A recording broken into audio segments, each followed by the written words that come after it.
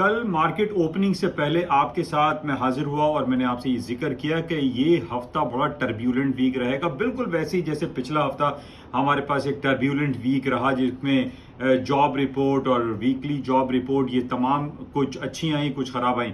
اسی طریقے سے یہ ہفتہ ہمارے لیے بڑا امپورٹنٹ ہو گیا۔ آج منڈے کا دن ہے، آج جیسے میں نے آپ سے کہا تھا کہ صبح ارلی مارننگ جاپنیز مارکیٹ بند رہیں گی، پھر سی پی آئی پی پی آئی کے نمبرز اس ہفتے میں لگے ہوئے ہیں، امریکہ کی بہت امپورٹنٹ رپورٹ ہے۔ اور خاص طور پہ گولڈ کے حوالے سے آپ سے ذکر ہوا تھا کہ گولڈ کی قیمتوں میں تیزی کے امکانات ہیں، آئل کی قیمتوں میں تیزی کے امکانات ہیں، اور اس وقت یہی ہو رہا ہے۔ آپ دیکھیں تقریباً near all time history high کے قریب گولڈ کی مارکیٹیں ہو گئی ہیں۔ اس کی وجہ کیا ہے؟ جو اسرائیل اور فلسطین میں اور پھر ایران اور اسرائیل فیکٹر سامنے آیا ہے کہ حزب اللہ اور ایران جو ہے وہ اٹیک کر سکتے ہیں یا ان کے اوپر ریٹیلیشن ہو سکتا ہے، جس کی وجہ سے سونے کی قیمتوں میں اور تیل کی قیمتوں میں تیزی آئی ہے۔